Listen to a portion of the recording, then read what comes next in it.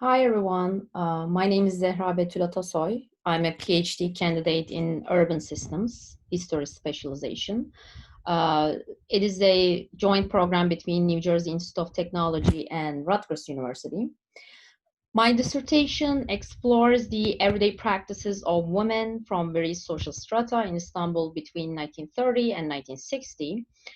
I investigate the spatial externalities of the Republican modernization project in fragmented urban spaces in Istanbul.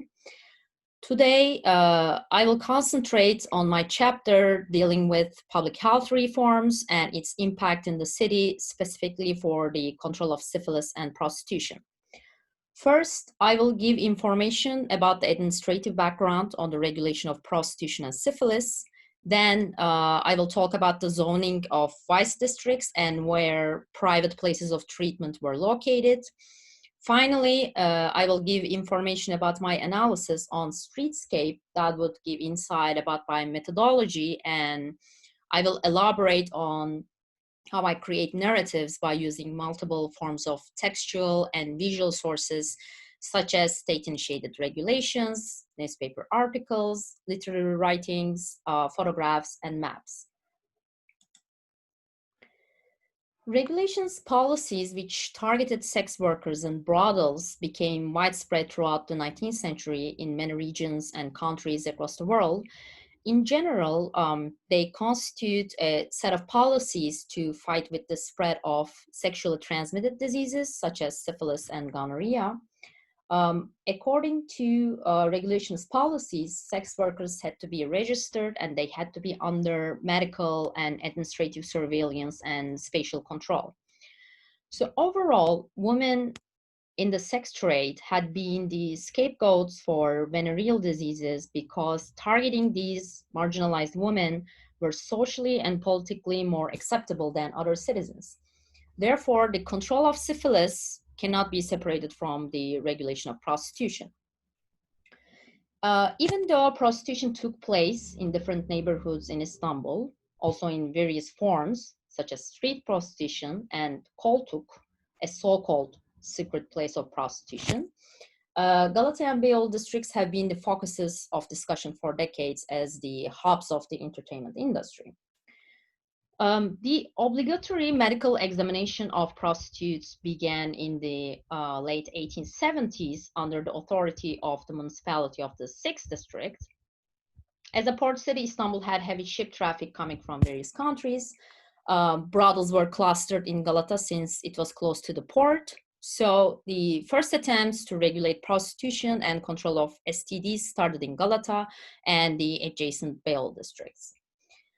In 1884, the ordinance for the sanitary inspection of the brothels was issued. Subsequently, the municipality took more measures to control prostitution, both administratively and spatially. However, the surveillance of brothels and prostitutes was not as effective as expected because the ordinance was inclusive within the borders of the municipality of the 6th district, and none of the sex workers in other neighborhoods were subjected to control or registration. Like in many states, the rates of the transmission of STDs increased during World War I. As a response to the increased rates, a new venereal disease ordinance was passed in 1915, which would be in effect until the collapse of the empire. This more detailed ordinance was again more regulatory than prohibitory. So in this period, there were two types of legally registered houses, public houses and pensions. And there were three major red light districts in Istanbul, Abanos and Ziba, which were sub-districts of Pera and Galata district. There were also brothels in Üsküdar and Kadıköy districts. However, I will focus on the major regulation hubs of Beyoğlu and Galata in this talk. Similar to Ottoman authorities, the newly forged republic took measures to regulate prostitution and syphilis epidemic. To promote the developing republic's program of raising health of future generations, the Ministry of Health and Social Assistance was established in 1920 after the Grand National Assembly of Turkey was founded. the ministry initiated an agenda for public health projects, including the institutionalization of medical services throughout the country, creating a state-trained medical staff, and carrying on campaigns against epidemic diseases such as malaria, trachoma, and syphilis. Similar to other states that prioritize pronatalist agendas, syphilis was framed as a public health concern because it was not just a threat to the nation's mothers, but also to unborn citizens, as the disease was associated with birth defects and stillbirths. Concerning syphilis and other STDs, prostitution was identified as a public health risk, and the states institute a regulatory regime to determine appropriate sexual practices and places, as well as mandating the medical examination of sex workers. As I mentioned earlier, the legislation in the Ottoman period was limited to certain locations where commerce and ethno-religious minorities were associated with, such as Beyoğlu and Galata. The centralization of the control of syphilis and regulation of prostitution was initiated with the introduction of the public health law in 1930 and the regulation for the struggle against prostitution and venereal diseases spread by prostitution in 1933. Overall, it's not an easy task to follow the institutional memory in the Republican context because of the location and periodical inconsistencies in the archival materials. The documentation available for the Committee for the Struggle Against Prostitution and Venereal Diseases were to be located in the General Directorate of Security by Law. However, I have not been able to track where the committee archive is located. Neither have I received any details regarding who the designated official is to gather the required information. For this reason, the evidence I employ is fragmented, but it still offers insight into the regulations on STDs and how they relate to the locations of brothels and doctors' offices treating prostitutes. A female sex worker sets an exemplar for the hostile nature of legal and social regulation embedded in the term of equal citizenship, as they are forced to work out of sight in many cities and off street in brothels, where their sexuality can materialize only in those isolated spaces. Leaving these confined spaces and entering the public spaces in the city as sex workers remain highly restricted for them, because of the assumption that feminine sexuality should be domesticized in a procreative relationship. So the states police the limits of these spaces to prevent prostitution from encountering the normal and decent public realm. In other words, the states have strived to minimize the public visibility of the sex trade. Departing from this context, following the reports in the newspapers, the topic of the zoning of vice districts in Istanbul witnessed public discussions after the 1933 law was passed. The governmental commission gathered under the chairmanship of Minister of Health and discussed the suggestions on red light district zones by the Istanbul Police Department. Even though the police department recommended that the red light districts should be gathered in Beyoğlu, like since before, some of the members of the commission advocated establishing a red light district in the historical peninsula too. The Ministry of Health recommended that the red light districts should be established where the most single men resided. Additionally, after the red light districts would be specified, approximately 2,000 sex workers who were scattered around the city would be brought together in those districts under constant control. Finally, the commission determined the new red light districts and submitted them to the mayor's office. According to the notice, in Beyoğlu, brothels would be located in the existing Feridiye red light district. Abanoz and Küçükyazıcı streets were appointed to coupling places. And lastly, Alvon Street would be designated to the places where individual prostitutes work and reside, which is area 1 on the slide. Zürafa, Arşın, Şerbet, and Alageyik streets were assigned to brothels in the Galata district, which is shown as area 2 on the slide. It was mentioned that why those previous red light districts were classified as the new white zones was because of their ill fame for a long time, as well as with the city residents' familiarity with these places as red light districts. Moreover, the commission did not find it convenient to designate new red light districts and could make honorable families get into burdensome positions, unquote. Overall, zoning practices were highly gendered. Men were allowed free movement through the controlled space of the vice districts. However, virtuous women were prevented from entering these spaces while sex workers were isolated in them. Men could travel across the moral and immoral spaces, but virtuous women were needed to be protected from sex workers. Also, prostitutes were subjected to spatial surveillance. For example, sex workers would not be able to reside in another city or village if they would not completely abandon the profession. However, if they had a legitimate excuse, then they could obtain a permit from the commission under the condition to inform the police department of the reported destination. Finally, I want to highlight the conflict between the regulations and the specified vice districts. The rationale behind zoning practices is separating prostitution from public zones in which virtuous women and children occupy. This would ensure the strict control of the authorities to minimize the mixing of moral and immoral citizens. In this context, I argue that there was a conflict between the designated locations and the law in the case of Istanbul. For example, brothels could not be opened close to schools, religious buildings, official buildings, and streets with significant traffic.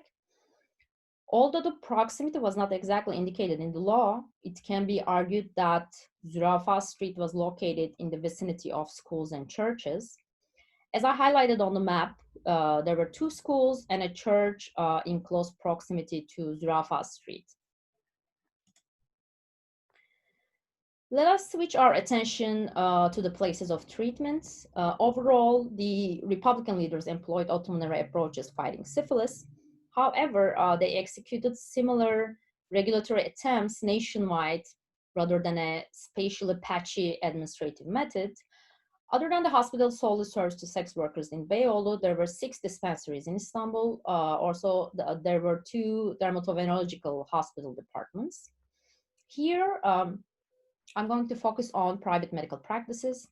As specified by the 1933 law, the sites associated with prostitution could only be established where sufficient administrative, medical, and policing resources took place.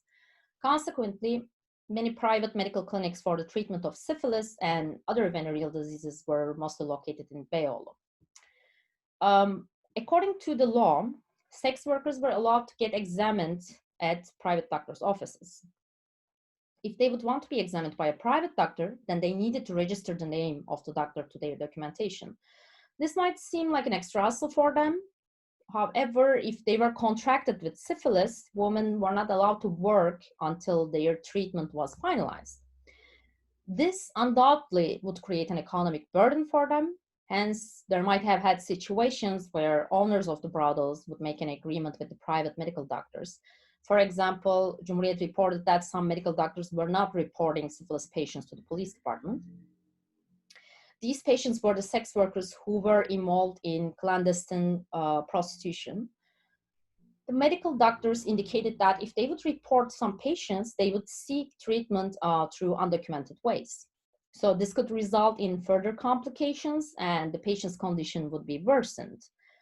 It is indicative to state that medical doctors had loosened the strict policies for certain patients and cooperated with them in some cases.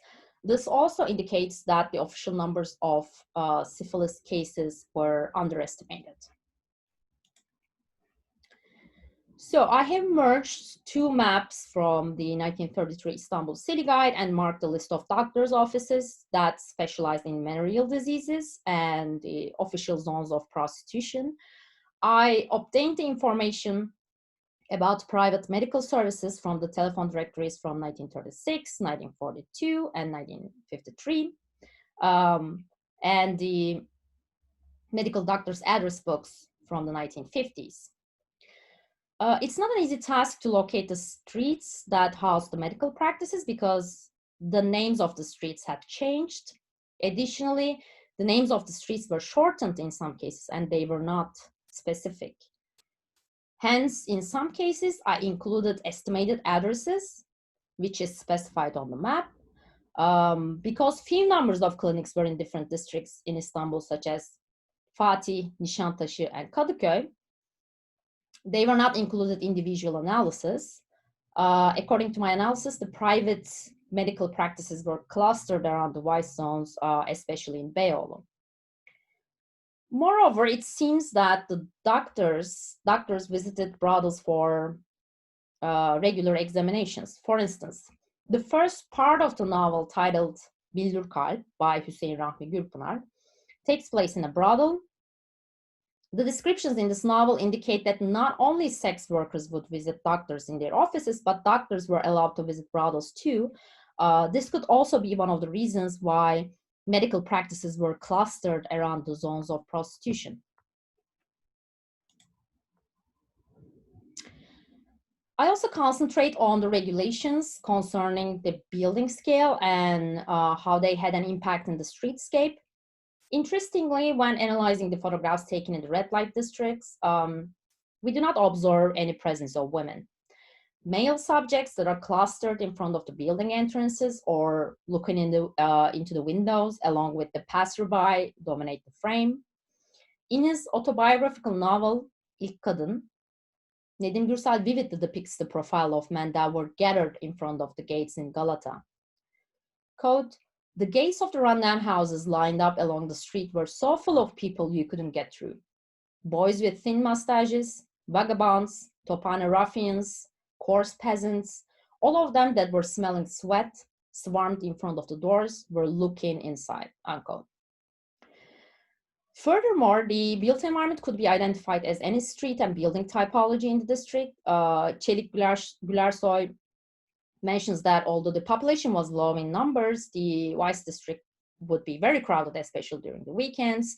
The built environment was comprised of some simple and ordinary buildings, but most of them were thoroughly proper, and they were beautiful structures which belonged to the old middle-class residences, then converted to brothels.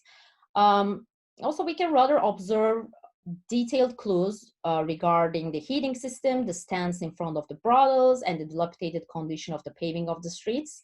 However, without triangulating evidence from other sources, the visuals do not provide much information about everyday life on the street.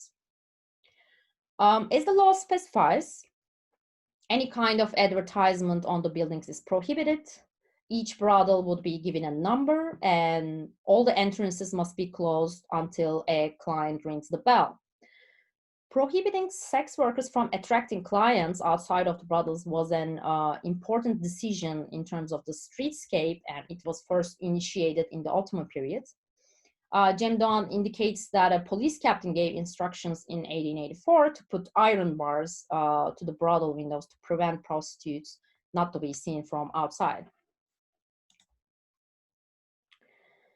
Even though these measures were taken to regulate and create a controlled environment in the red light districts, it can be argued that men gathered around the gates of the brothels as a result of the aforementioned section of the law, and pickpocketing became an unintended consequence, since male spectators were overcrowded in the narrow streets of the red light districts and distracted by the presence of women. Newspaper articles reporting the incidents of pickpocketing also strengthened this argument. For example, men who were the victims of the infamous pickpockets were reported as roaming in the red light districts. There were also incidents where the victims got their belongings stolen while they were looking at the brothels, watching the prostitutes, looking inside through the door of the brothel, looking inside of a brothel through the small window above the door, and peeping a brothel through its window. Hence, it can be argued that pickpocketing became an unintended consequence in everyday life due to the laws regulating brothels. In this research, although a work in progress for now, I also deal with violence female sex workers faced in their everyday lives by the authorities, such as government officials and police, along with their partners and brothel managers. Overall, I aim to demonstrate how I make use of multiple documents to create narratives about how and where prostitution took place and how there were conflicts between the state's imagination and the flow of everyday life. Triangulating the available gender-neutral or male-oriented information in the state-led documents and newspaper articles with the visuals provides a closer insight to situate individuals in their rightful urban settings. Thank you so much for listening.